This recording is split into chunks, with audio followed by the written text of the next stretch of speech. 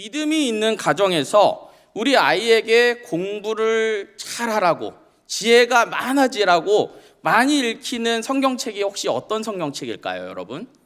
예, 그렇죠. 잠언을 많이 읽힙니다.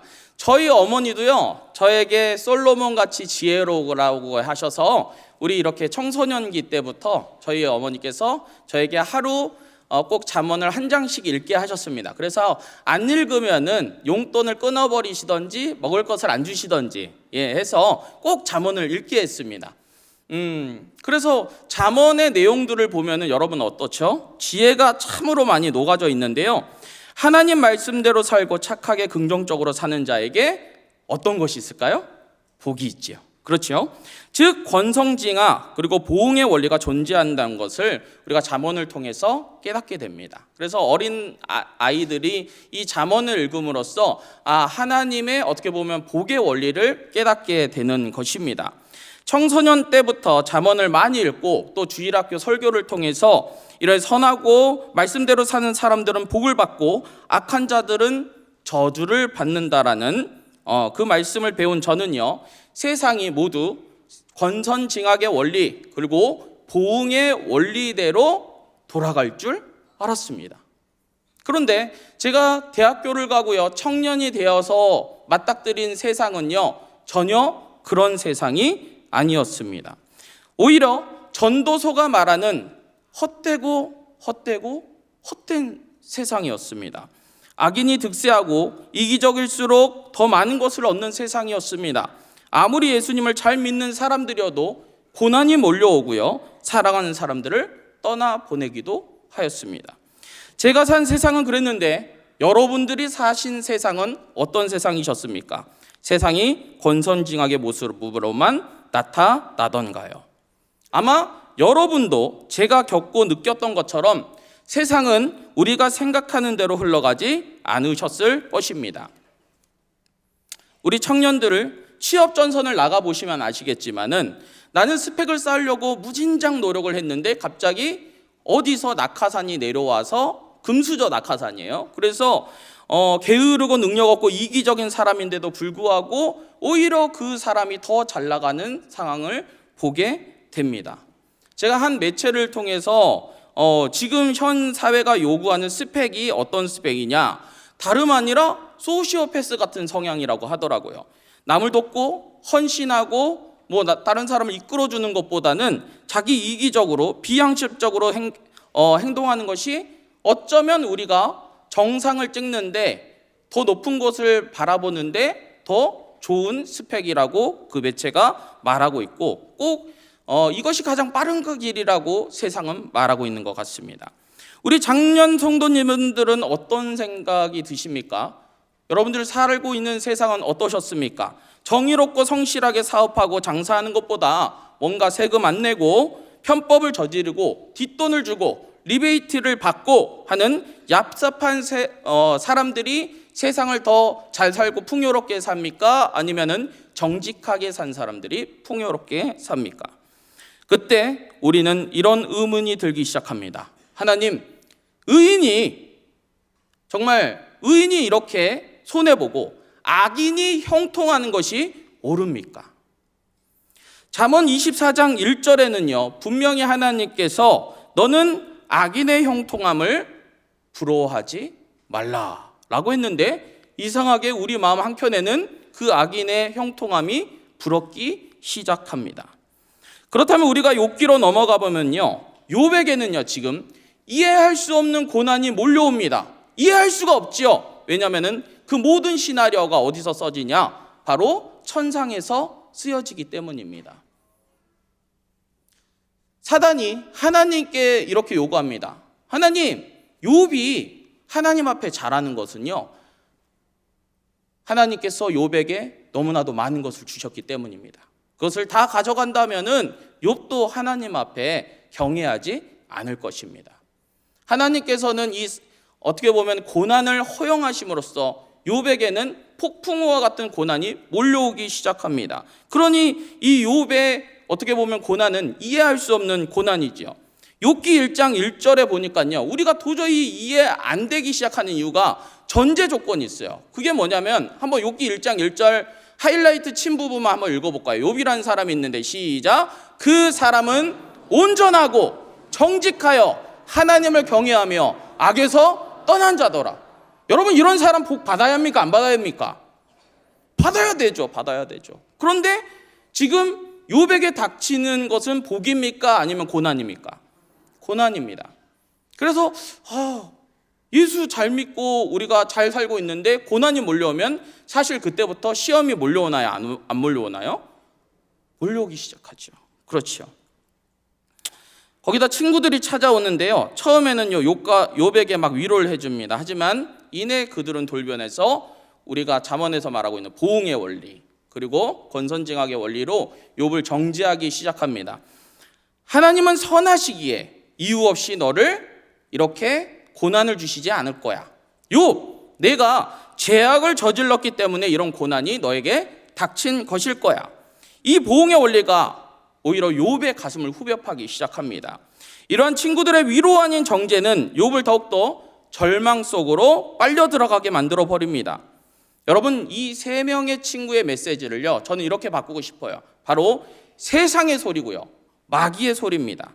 이 마귀의 정죄는요, 하나님의 말씀을요, 교묘하게 왜곡합니다. 그래서 우리 마음을 자꾸나 혼동시키게 만드는 것이지요. 우리 믿는 성도들이 세상을 살아가다 보면요, 이런 마귀의 논리와 세상의 소리로 낭망하여서 더 나아가서는 내 스스로의 오류 가운데 방황할 때가 너무나도 많습니다. 아니, 내가 도대체 무슨 죄를 지었길래 내가 이런 고난을 받는 것이지? 내가 대학교 떨어진 것은 내가 하나님 앞에 똑바로 살지 못하기 때문이야. 우리 자녀가 잘못된 것은 내가 똑바로 살지 못한 것 때문이야. 우리 남편이 사업이 망한 것은 내가 기도 시간이 부족하고 봉사 시간이 부족해서일 거야. 이런 영문 모를 상황에 전혀 정답이 아닌 것을 껴 맞추다 보니까 우리는 신앙의 허무함을 맛보기도 하고요. 또한 죄책감 때문에 이 예배의 자리, 은혜의 자리를 사모하지 못하게 될 때도 있습니다. 저는 이것을 한마디로 표현하자면 영적인 장아찌가 되었다, 이렇게 표현하고 싶습니다. 저 역시도 이러한 영적인 좌절감을 맛보며 산 세월이 있었습니다. 무려 20대 대부분을 이러한 신앙의 방황을 경험하면서 살아왔습니다. 그 시작은 저희 아버지의 죽음이었습니다. 낙도에서 빛도 없이 소리도 없이 평생을 사역했던 저희 아버지께서 정말 청정결백하게 거룩하고 정결하게 돈 욕심 없이 소년같이 깨끗하게 목회하시던 저희 아버지가 어느 날 갑자기 급성위암으로 돌아가시게 되었습니다. 저는 저희 아버지의 죽음을 이틀 전에야 들을 수 있었습니다. 그것도 돌아가시기 전에 저희 아버지께서, 하나님께서 저희 아버지의 영안을 열어주셔서 저희 아버지 옆에 천사 2명이 있다는 거예요, 저희 어머니한테. 그런데 천사 2명이 이틀 후에 목사님을 낙원으로 우리가 데려갈 겁니다 라고 말을 했다는 거예요. 그래서 우리 아버지가 이 믿기 힘든 이야기를 우리 어머니한테 하니까 그제서야 저희 어머니께서는 우리 아버지가 위암이라는 것을 저에게 알려주셨습니다. 새벽에 그 전화를 받고요, 도저히 믿기지가 않았습니다. 표를 끊고 KTX를 타고 서울에서 전남대 병원으로 가는 내내 현실과 정말 어떻게 보면은 이 판타지 속에서 이게 맞는지 이게 진짜인지 너무나도 헷갈리더라고요. 병문안을 열고 저희 아버지의 모습을 봤는데 팔에는 수십 개의 바늘이 꽂혀 있었습니다. 입에는 검은 물을 토하고 계셨습니다. 그게 피가 바뀌어서 나오는 색깔인지 저는 처음 알았습니다. 저는 그때 너무나도 충격이어서 겨울만 되면, 저희 아버지께서 1월 3일날 돌아가셨거든요. 겨울말 되면은 우울증이 찾아왔습니다. 그리고 겨울이란 계절이 가장 싫었습니다. 저희 아버지께서 그런 고통 가운데 있을 때 저는 기억이 사실은 별로 없습니다. 아마 제 스스로가 너무 고통스러워서 그것을 잘 기억 안 하려고 하는 것 같습니다. 제가 그나마 기억하는 것은 저희 아버지께서 그 천사의 말대로 정확히 이틀 후에 오후 1시에 낙원으로 이민 가셨다는 것을 저는 기억합니다. 잠언만 읽던 저는 하나님께 되물었습니다. 하나님, 세상 천지의 우리 아버지처럼 하나님께 충성한 사람이 어디 있다고 이렇게 허무하게 데려가시나요? 그렇게 가난했던 우리 집안 이제야 좀 살만해졌는데 이제 좀 먹고 살아서 행복하게 가족끼리 좀 지내보려고 하는데 우리 세 가족이 왜 저희 아버지를 지금 이 타이밍에 데려가셨나 말입니다 하면서 하나님께 밤마다 울부짖으면서 기도했습니다. 하지만 하나님께서는 아무런 대답을 하지 않으셨기에 저는 3년이라는 긴 방황의 터널을 지나야만 했습니다. 그래서인지 저는 욥기를 읽을 때마다요 1장에서 37장까지 읽을 때 고구마 100개를 먹는 줄 알았습니다. 너무 답답했다는 소리예요. 그런데요 여러분, 38장이 되어서 하나님께서 폭풍 가운데 짠하고 나타나신 거예요. 와, 여러분 기대되시죠? 저 엄청 기대됐거든요. 그래서 이제 하나님께서 이제 슈퍼히어로가 나타나면 원래 악당들 싹 물리치고 세상 가운데 평안이 오잖아요. 그러면 하나님께서 이제 폭풍 가운데 딱 나타났으니까 이제 욥에게 아이고 욥아 내가 너의 모든 눈물을 내가 닦아줄게 하면서 이때까지 잃었던 거 싹 다 갚아주고 저 새 친구 아주 그냥 빠따치시고 이래야 되잖아요. 그렇죠? 그런데 나타나시고 나서 하나님께서 하신 말씀이 뭐냐면은 오늘 저와 여러분이 읽은 말씀이었습니다. 오늘 본문 한번 그 욥기 38장 제가 요약한 부분이 있는데 한번 띄워봐 주십시오. 네, 욥기 38장 3절에 보니까 우리 한번 같이 읽어볼까요? 시작. 너는 대장부처럼 허리를 묶고 내가 내게 묻는 것을 대답할지냐. 하나님께서 욥에게 대장부처럼 이제 한번 대답해 보래요. 내가 이제 질문을 할 테니까 여러분이 한번 욥이 돼 갖고 한번 대답해 보세요. 4절, 8절, 24절, 32절 읽어보겠습니다. 시작. 내가 땅에 기초를 놓을 때 내가 어디 있었느냐? 내가 깨달아 알았거든 말할지니라. 여러분 대답하실 수 있겠습니까? 땅의 기초에 대해서 8절입니다. 시작. 바다가 그 모태에서 터져 나올 때 운으로 그것을 가둔 자가 누구냐? 바다에 대한 그 얘기죠. 여러분 대답할 수 있겠습니까? 24절입니다. 시작. 광명이 어느 길로 뻗치며 동풍이 어느 길로 땅에 흩어지느냐. 빛과 바람에 대한 얘기입니다. 32절입니다. 시작. 너는 별자리들 각각 제때 이끌어낼 수 있으며 북두성을 다른 별들에게서 이끌어갈 수 있겠느냐. 별자리에 대한 얘기입니다. 여러분 별자리를 누가 그렇게 수놓으셨을까요? 누가 그 위치에 놔두셨을까요? 여러분 그 별자리의 구조와 설계에 대해서 한번 설명을 한번 해봐라 하면은 여기 이 자리에서 설명할 수 있는 분들이 있습니까? 아무도 없지요. 아마 우리가 단순하게 우리가 관측할 수 있는 별의 개수를 세는 것조차도 평생에 걸려서 세도 세지 못할 것입니다. 아유 목사님 그 평생 되면 아마 숫자 한번 별자리 셀 수도 있죠. 여러분의 인생을 만약 100살까지 산다고 한다면 제가 최대한 널널하게 했습니다. 100세 시대니까 그걸 초로 바꾸면은요 31억 5,360만 초가 됩니다. 여러분 되게 많은 인생을 살고 계시죠. 그렇죠? 그런데 문제가 뭐냐면요 우리가 관측할 수 있는 별의 개수가요 무려 700K입니다. 저 공이 보이시나요? 조를 넘어서 경을 넘어서요 해로 가야 돼요. 그 어마어마한 이 별을 만약에 우리가 세려고 하냐면 한평생 별자리 숫자만 세도요 인생을요 2조 3천억 번을 다시 죽었다 다시 살아나야 됩니다. 여러분 셀 수 있겠습니까? 셀 수가 없죠. 근데 이 700회도요 우리가 관측할 수 있는 별자리예요. 그러면 관측할 수 없는 별자리는 무한히 더 많다는 것입니다. 여러분 그 우주를 누가 설계하셨을까요? 결코 인간의 지성으로는 설명할 수 없는 것입니다.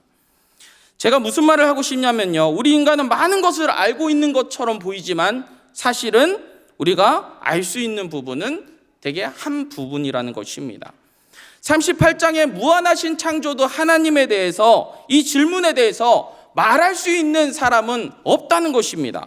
그런데 참 신기하게도요 여러분 욥이 어떻게 보면 따뜻한 위로 한마디 못 받은 욥이요 이 질문 세례 속에서 폭풍우 같은 질문 세례 속에서 그가 회복되는 것이었습니다.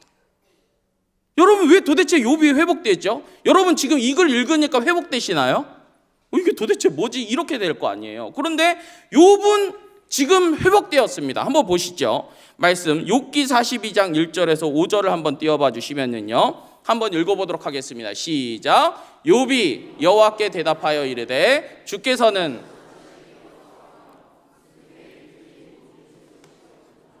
여기까지 한번 보면 2절 내용을 보면은요, 하나님의 섭리, 하나님의 계획을 욥이 어때요? 지금 신뢰합니까? 안 신뢰합니까? 신뢰하게 되는 겁니다. 3절 읽어보겠습니다. 시작. 무지한 말로 나는 깨닫지도 못한 일을 말하였고 스스로 알 수도 없고 헤아리기도 어려운 일을 말하였나이다. 자신의 무지에 대해서 말합니다. 5절입니다. 시작. 내가 주께 대하여 귀로 듣기만 하였사오나 이제는 눈으로 주를 배옵나이다. 아멘. 이 욥의 영적인 눈이 열린 거예요. 갑자기 왜 열렸지? 해마다 제가 여름이 되면요, 흑산도 사람들은요 농어를 잡으러 가고요, 저 또한 청년 때 이 흑산도를 가면은 농어를 잡으러 다닐 때가 많았습니다. 하루는 섬을 정말 그 배를 타고 다니면서 싹싹 긁어가지고 그냥 구석구석 살펴보았는데요, 농어를요 하루 왼종을 찾았는데 한 마리도 못 잡은 거예요. 자존심이 상하더라고요. 도대체 얘네들 어디 갔지? 그래서 섬을 계속 뒤졌다가 도저히 안 돼가지고 정말 잘 나오는 포인트에 내가 한번 기다려 봐야겠다 해가지고 배를 그곳에 정박했습니다. 한 갯바위였어요. 정말 이 주일 영상에 보면 빈금을 빈배의 영상 기억하시죠? 그것처럼 제가 빈금을 빈배였습니다. 기다리고 있어서 제가 그냥 있으면 안 되겠다 해가지고 하나님께 기도를 했습니다. 하나님, 농어를 주시옵소서 하고 그냥 아무도 없는 그 바닷가에서 갯바위에 대고 하나님께 이렇게 기도했어요. 그래서 하나님께서 저의 기도를 들으시고 하나님께서 농어를 주실 줄 알았지만 3시간이 지나도 농어는 나오질 않았습니다. 고요했습니다. 그래서 다시 제가 기도를 했습니다. 믿음이 그래도 제가 있잖아요. 그래서 다시 기도했어요. 하나님, 농어를 주시옵소서 라고 이제 기도를 했습니다. 근데 왜 농어는 안 오고 웬 갈매기들이 날라와가지고요, 제 배에다가 똥만 싸지려고 가는 거예요. 그래도 끝까지 한번 있어 봐야겠다 하는데 해가 이제 지기 시작하는 거예요. 그래서 아이고 어떡하지? 그래도 내가 기도해야겠다. 하나님, 농어를 주시옵소서 했는데 제 보트에 있잖아요, 전 농어가 안 오고요, 웬 갑자기 이 물속이요 막 은빛으로 반짝반짝 이러는 게요. 그래서 이게 뭐지 해가지고 보트 밑을 봤더니 멸치떼들 있잖아요. 어마어마한 멸치떼들이 막 그 갯바위를 막 돌기 시작을 하는 거예요. 제 그 배 밑에를요. 왔다. 멸치가 왔으니까 농어가 왔겠다 해가지고 제가 더 크게 이제 기도를 했습니다. 좀 다 같이 해주세요. 하나님, 농어를 주시옵소서. 농어가 안 오고 웬 꽃게가 와가지고 갯바위에 있는 멸치들을 막 뜯어먹기 시작하는 거예요. 야미야미 하고 있는 거예요. 그래서 제가 오늘은 때가 아닌갑다, 날이 아닌갑다 해가지고 다 젓고 보트를 시동을 거는 순간에 갑자기 배 주변이 물이 끓기 시작하는 거예요. 물이 끓는 것처럼 보여요. 뭐냐? 막 농어 떼들이 올라와가지고요, 멸치들을 막 사냥하기 시작하는 거예요. 그래서 그 짧은 시간에 무려 2가구를 가득 채워서 잡았다는 전설과 같지만 사실인 이야기입니다. 사실인 이야기예요. 근데 저희가 왜 이 얘기를 갑자기 뜬금없이 하냐면은요, 자연 가운데 저도 깨달아진 게 있더라고요. 마태복음 10장 29절에서 31절 말씀에 보니까 함께 읽어볼까요? 시작. 참새 2마리가 한 아사리온에 팔리지 않느냐? 그러나 너희 아버지께서 허락하지 아니하시면 그 하나도 땅에 떨어지지 아니하리라. 여러분, 자연을 하나님께서 그렇게 만드시고 나서 그냥 냅두시는 게 아니에요. 하나님의 명이 없으면 참새 한 마리도 떨어지지 않습니다. 아멘. 30절에 한번 봅시다. 시작. 너희에게는 머리털까지 다 세신 바 되었나니. 우리를 잘 아십니까? 모르십니까? 너무나도 잘 아십니다. 그러니 우리 31절 시작. 두려워하지 말라. 너희는 많은 참새보다 귀하니라. 아멘. 하나님께서는 참새도 먹이시고요, 농어도 먹이시는 분입니다. 하물며 보배 같은 하나님의 형상을 닮은 여러분들을 책임지지 않으시겠습니까? 욥은 어떠한 위로의 말로 회복한 것이 아니고요, 이러한 하나님의 질문을 통해서 영적인 눈이 열리기 시작합니다. 내가 주께 귀로 듣기만 하였사오나 이제는 눈으로 주를 배옵나이다. 욥의 눈이 왜 이렇게 뜨여졌을까요? 그것은 이제 여러분 여기 참 중요합니다. 이제 나 중심적인 신앙에서 벗어나 하나님 중심으로 세상을 보기 시작하기 때문입니다. 내 중심적인 고난은요, 하나님 도대체 왜 나에게 이런 고난을 주세요? 왜 나에게 이렇게 힘들게 하세요? 하면서 내 중심적인 신앙이었다면은 이제는 하나님의 세계를 중심으로 보는 시야를 가지게 됐기 때문에 아 그렇구나, 누구에게나 일어날 수 있는 이 고난 속에서 이 세상을 운행하시는 하나님께서 내 인생을 책임져 주시는구나, 나는 하나님의 섭리 가운데 있구나, 나는 하나님의 계획 가운데 있구나, 하나님께서 나를 들어써 주시고 이 모든 상황 가운데 나를 살려주시겠구나라는 그런 소망이 일어나게 되는 것입니다. 그러니 이제 욥은요, 이해할 수 없는 고난에 대해서요, 하나님을 신뢰할 수 있는 지혜가 생기기 시작합니다. 여러분, 이게 바로 욥기가 지혜서라고 말한 이유입니다. 다시 한번 말씀드릴게요. 이해할 수 없는 고난에 대해 하나님을 신뢰할 수 있는 지혜를 깨닫게 되는 것입니다. 사랑하는 성도 여러분, 눈을 들어 한번 산을 보십시오. 여러분의 도움이 어디서 오십니까? 하늘을 보시고 땅을 보십시오. 온 세상을 운영하시며 여러분들을 사랑한다고 말하시는 하나님의 그 메시지가 들리지 않습니까? 지금도 하늘에서 하나님의 은혜가 은하수와 같이 쏟아지고 있습니다. 바다의 파도 소리는 하나님을 찬양하고 있습니다. 땅에서는 하나님의 은혜의 싹들이 움트기 시작하고 있습니다. 영적인 눈이 열린 자들은 이 모든 것이 하나님의 복이요, 우리가 하나님의 섭리 가운데 있다는 증거로 받아들이게 되어 있습니다. 저는 아까 예화 때 깨달은 바가 있었습니다. 아, 자연이 내가 모르는 법칙에 의해서 운영되고 있구나. 나는 모르지만 하나님의 법칙대로 운영되고 있구나. 해가 지고 달이 뜨고 지구가 자전하고 태양계가 공전하고 수많은 우주의 법칙과 하나님의 설계 속에서 내가 살고 있구나. 그러면서 갑자기 깨달아지는 것이 있었습니다. 바로 저희 아버지 죽음에 대해서였죠. 사람은 누구나 죽을 수 있고 암에 걸릴 수가 있고 또한 불의한 사고를 당할 수도 있습니다. 이것은 비단 믿음이 있고 없고의 문제가 아닙니다. 누구에게나 겪을 수 있는 일인 것입니다. 그렇다면 우리 신앙의 핵심은요, 그런 상황 가운데 우리 믿는 사람들은 안 믿는 사람들과 달리 이 고난에 대해서 대처하는 자세가 다를 것입니다. 신명기 8장 2절 말씀에 보니까요, 제가 이 말씀을 보고 많이 회개했습니다. 함께 읽어보겠습니다. 시작. 내 하나님 여호와께서 이는 너를 낮추시며 너를 시험하사 내 마음이 어떠한지 그 명령을 지키는지 지키지 않는지 알려 하심이라. 아멘. 하나님, 제가 알 수 없는 그 고난 가운데 하나님의 명령을 지키지 않았군요. 주님, 불의한 종을 용서하여 주시옵소서라고 회개하였습니다. 사랑하는 성도 여러분, 이해할 수 없는 고난 속에서 여러분의 모습은 어떠하셨습니까? 하나님을 끝까지 신뢰하셨습니까? 아니면 원망하시고 불평하셨습니까? 혹시 원망 불평하신 분들이 이 자리 가운데 계시다면 오늘 기도 자리 시간 가운데 회개하며 또한 하나님께 이렇게 간구하기를 원합니다. 우리 한번 자막 띄워봐 주시고 함께 읽어보도록 하겠습니다. 제가 먼저 읽겠습니다. 주님, 이해할 수 없는 고난 속에서 하나님을 신뢰할 수 있는 지혜를 나에게 허락하여 주시옵소서. 한 번 더 하겠습니다. 주님, 이해할 수 없는 고난 속에서 하나님을 신뢰할 수 있는 지혜를 나에게 허락하여 주시옵소서. 아멘.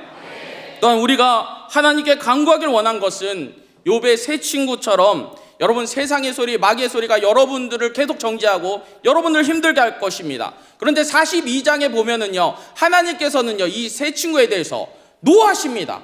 화를 내시는 거예요.